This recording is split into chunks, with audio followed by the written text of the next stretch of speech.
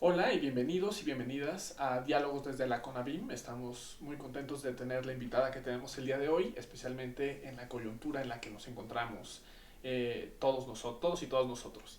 Tenemos hoy de invitada a la maestra Diana Tejadilla Orozco. Ella es directora de Normatividad y Coordinación Institucional del Secretariado Técnico del Consejo Nacional de Salud Mental. Muchísimas gracias. Gracias a ustedes. Bueno, pues justo en esta coyuntura, como decía, un tema importante del confinamiento domiciliario en el que nos vemos sujetos la mayoría de las personas, es el tema pues de nuestra salud mental, ¿no? Cómo la cuidamos, eh, cómo afecta, digamos, este confinamiento a nuestra salud, ¿no? Entonces, en este, en este marco, pues quisiéramos platicar con usted en principio. La primera pregunta es: ¿cuál es la importancia de cuidar nuestra salud mental en este contexto? Bueno, pues sí, como tú dices, es de gran importancia. La salud mental es parte de la salud. No tenemos salud si no tenemos salud mental. Porque toda acción, toda cosa que vive alguna persona tiene tres componentes. Uno que es mental, uno que es social y uno que es biológico. Entonces, si de pronto se ve, y además estos tres componentes se ven influidos unos entre otros. Por ejemplo, si tú te enfermas de la panza, ¿no? ¿Cómo te sientes? Pues te sientes mal, te duele el cuerpo, te duele la pancita, a lo mejor tienes que correr al baño, y esos son los síntomas biológicos. Pero además, mentalmente, a lo mejor te da miedo salir de tu casa porque de pronto pues no vaya a pasar algún accidente, ¿no? Y socialmente eso hace que tú te aísles. Entonces, el principal problema en este caso de enfermarte de la panza es biológico, pero con las otras esferas, digamos, la mental y la social, también se ven influidas, y además pues puedes hacer uso de herramientas en esas tres diferentes esferas, ¿no? Con la salud es igual que con la salud mental. Si tú de pronto llegas a tener alguna problemática a nivel mental, que tienes miedo, que es muy normal que tengamos ansiedad, que no sepamos qué va a pasar, esta incertidumbre que nos genera de pronto estar pues no sabiendo si sí nos va a tocar o no, si nos vamos a enfermar o no, o si vamos a ser asintomáticos o vamos a tener síntomas graves o no, eso ya es una incertidumbre que de por sí nos pone en alerta.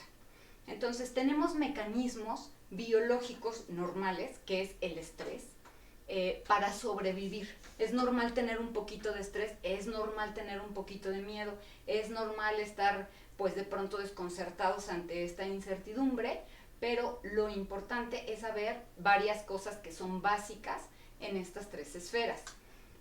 Una de ellas es que a nivel biológico, para contrarrestar todos estos síntomas del estrés, debemos de hidratarnos adecuadamente, debemos de comer bien, debemos además de oxigenarnos. Esto lo podemos lograr con respiración, ejercicios de respiración, y además con ejercicio, y tenemos que descansar. Estas son las cuatro, digamos que herramientas básicas que nos van a ayudar en la esfera biológica. En la esfera mental hay otras herramientas básicas, como su nombre lo dice, son básicas porque las necesitamos. Es pensar que la crisis es temporal, esto va a pasar, esto en algún momento se va a terminar, y entonces tenemos que hacer uso de lo que ya tenemos para que esta crisis transcurra lo menos lentamente posible que se pueda. Es decir, para generar algo de esta crisis. La primera, como te digo, sería pensar que la crisis es temporal, siempre hay crisis, pero es temporal. La segunda sería que tenemos que vivir en el presente, que sí puedo resolver en el aquí y el ahora, en qué sí me puedo ocupar, cómo puedo yo utilizar lo que tengo, mi cuerpo, activar mis sentidos, de pronto ejecutar cosas, más que estar pensando, hacer cosas. Eso sí lo puedo hacer en el presente, sí depende de mí, y me va a servir, ¿no? Otro de los puntos importantes es saber que es normal. Hay una fase que se llama, o una cuestión que se llama normalidad psicológica. Entonces, si yo sigo siendo productivo, no importa, no tiene que ser nada más económicamente. Si soy productivo, si estoy buscando estar bien, si estoy buscando la felicidad y que los que están a mi alrededor estén bien, y si no me daño a mí o a alguien más, eso está bien.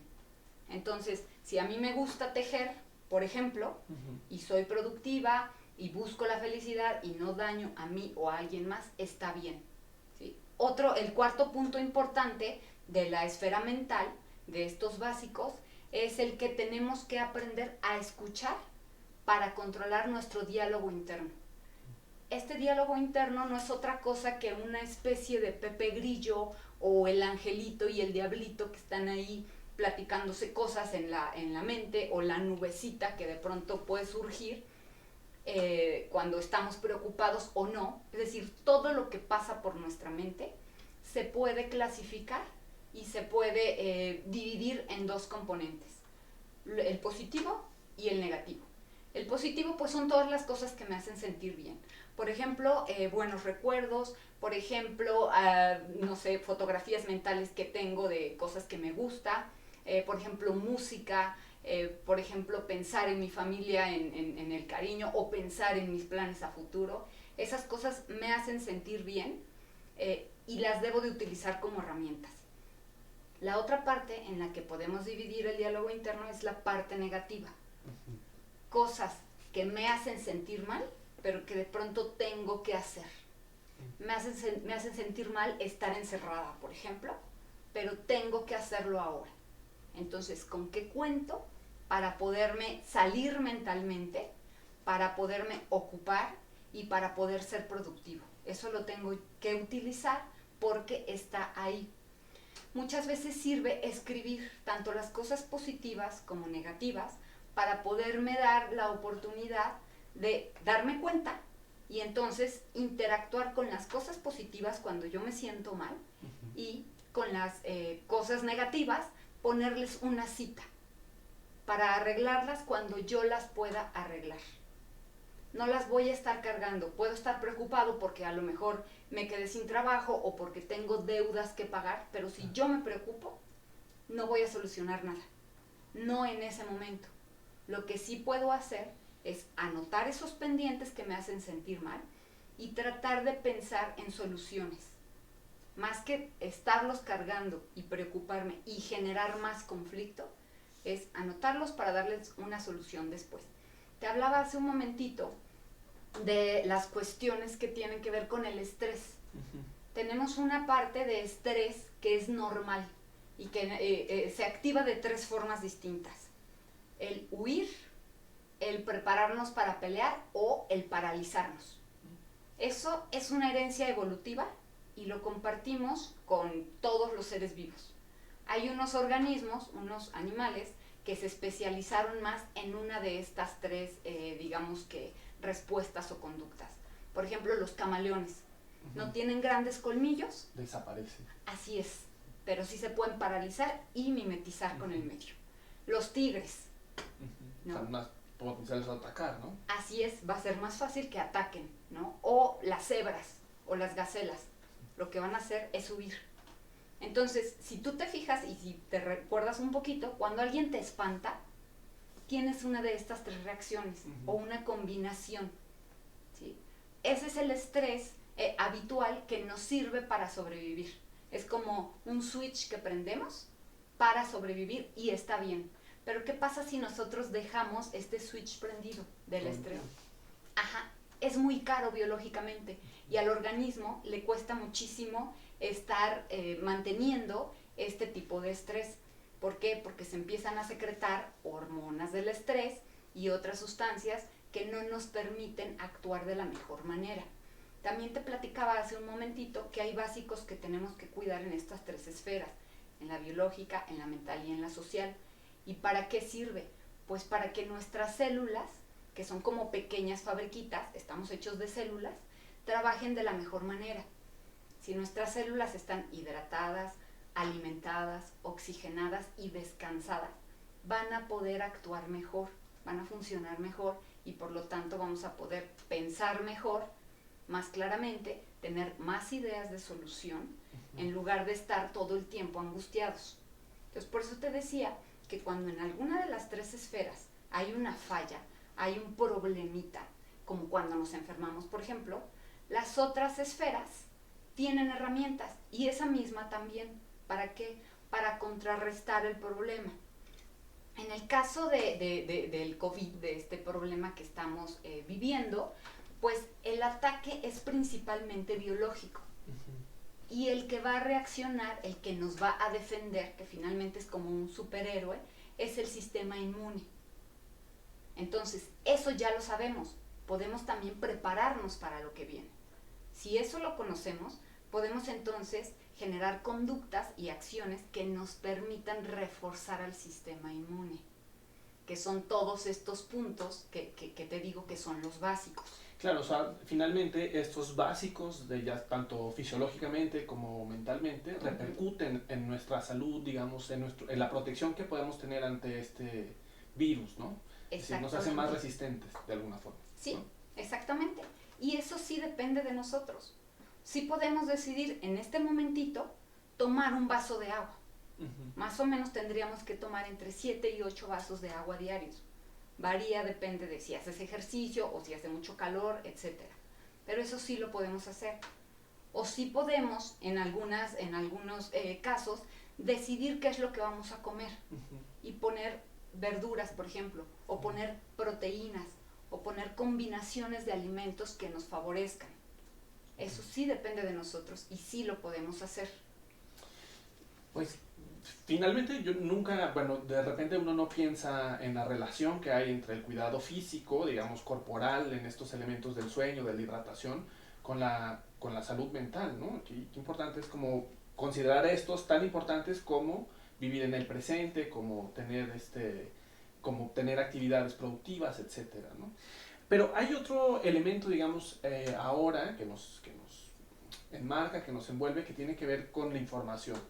Y con la información que nosotros no producimos, pero que de alguna u otra manera estamos expuestos a consumir, ¿no?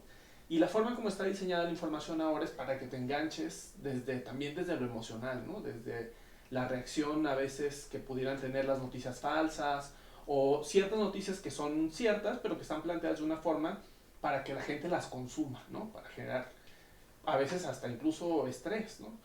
¿Cómo podemos manejar esta tensión, estos sentimientos o este estrés, estas emociones que nos causan las noticias, ¿no? ¿Cómo debemos de enfrentarnos a la información que recibimos? Qué bueno que me preguntas, porque justamente me faltó hablarte de los básicos en la esfera social. Ok. ¿no? Y esto tiene mucho que ver con los básicos en la esfera social. Finalmente, yo también puedo tener herramientas básicas. ¿Para qué?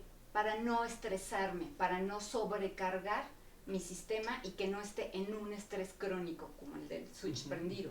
Y por ejemplo, algo que podemos hacer es tratar de expresar las emociones primero, ¿no? En nuestro entorno más cercano, con nuestra familia o con la gente que tiene que salir a trabajar, con los compañeros de trabajo, ¿no? No nos podemos tocar. Ahorita tú y yo estamos separados para respetar la sana distancia. Entonces, pues somos una sociedad que tiende de pronto a tocar, a saludarse, a dar un beso. No se puede. Bueno, ¿qué otras maneras podemos utilizar? Es buscar otras salidas. Entonces, yo ya sé que a nivel de la esfera social voy a tener un bombardeo de información, ¿no? No voy a poder tocar a mi gente de pronto, ¿no? Voy a tener bombardeo de información, de pronto puedo estar como más irritable, de pronto las cosas no me salen y me enojo, o a veces me quiero aislar.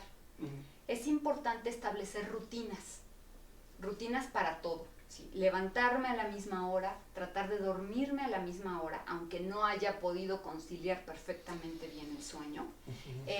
Dar horarios para todo, para tomar los alimentos, para trabajar incluso. De pronto hay cosas que se pueden hacer en el entorno en donde estamos para mejorarlas. También cambian nuestras rutinas, ya sea de trabajo, ya sea de convivencia, pero hay cosas que podemos hacer para mejorar, y en este sentido también podemos poner horarios y medios, es decir, fuentes de información que sean confiables para escucharlas a determinada hora del día, no todo el tiempo. Si soy una persona que me estresa demasiado escuchar eso, bueno, me voy a ir con los medios convenientes, con los medios que son confiables, que no son amarillistas, que no están exagerando, que tratan de presentar la información de una forma objetiva, para escucharlos en horas específicas del día.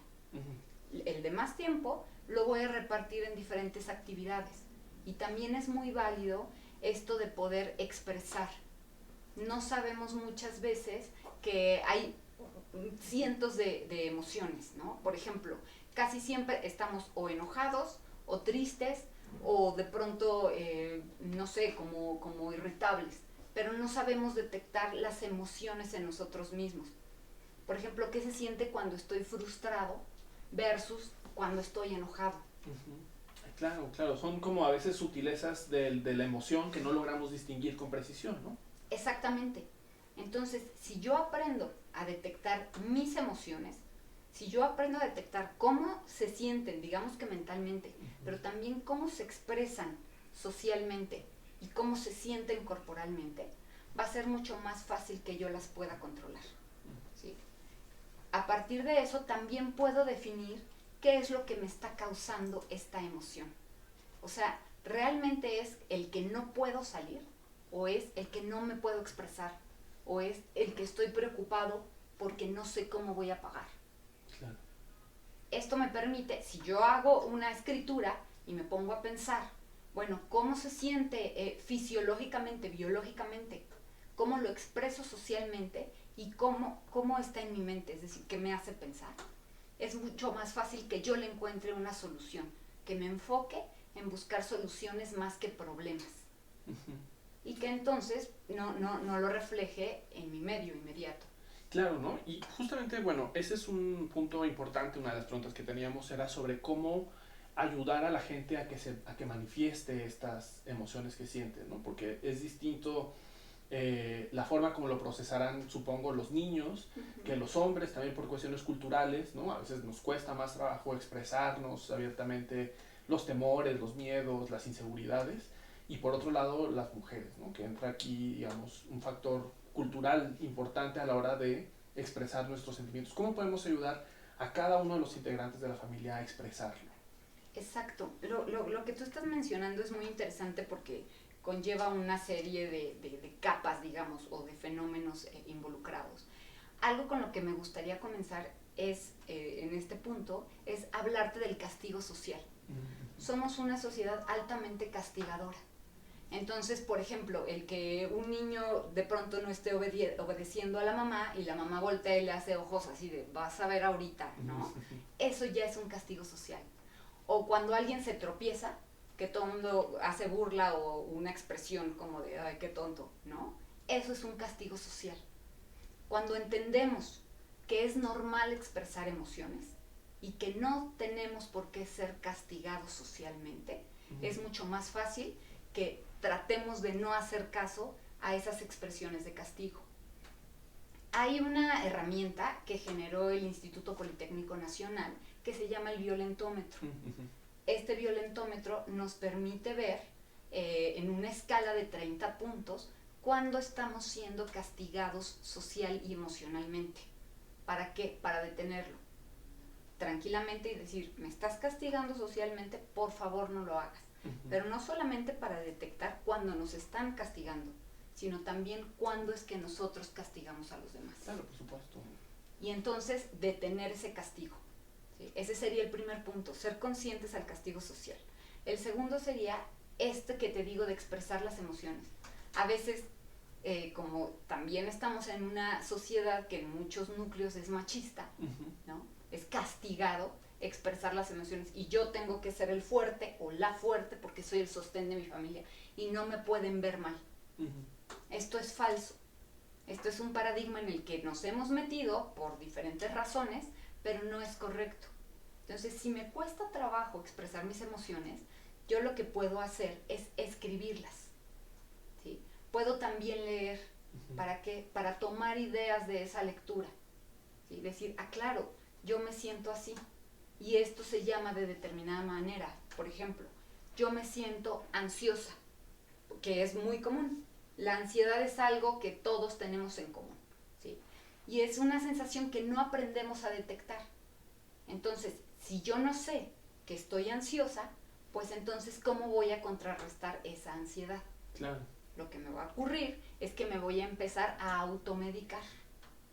Por ejemplo, ¿sí? El alcohol, el tabaco, la comida o ciertas adicciones son una manera de automedicarnos, de darnos un reforzador inmediato para sentirnos bien, pero eso no hace que nos demos cuenta de que estamos ansiosos y de que con eso estamos temporalmente bajando esa ansiedad.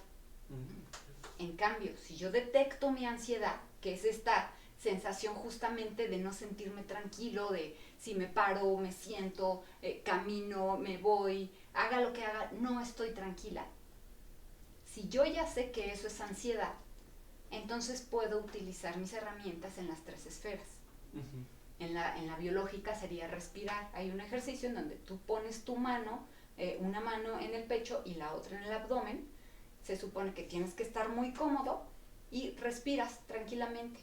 La intención es que tú te des cuenta de si se está moviendo más la mano del pecho o la del abdomen. Generalmente cuando estamos ansiosos y preocupados, se mueve más la mano del pecho. Esto quiere decir que no estamos teniendo una respiración profunda. ¿Sí? Y entonces no estamos haciendo que todos los músculos estén como más flojitos. ¿Para qué? Para poder expandir la caja torácica y que a los pulmones entre más oxígeno. Claro. Si no entra más oxígeno a los pulmones, nuestras células de todo el cuerpo, incluidas las neuronas, pues no van a trabajar de la mejor manera porque no están oxigenadas. Claro. Bueno, les damos las gracias por acompañarnos en este episodio de Diálogos desde la CONAVIM y continuamos en una segunda entrega con la maestra Diana para seguir dándoles información importante en el marco de esta coyuntura. Muchas gracias y hasta la próxima.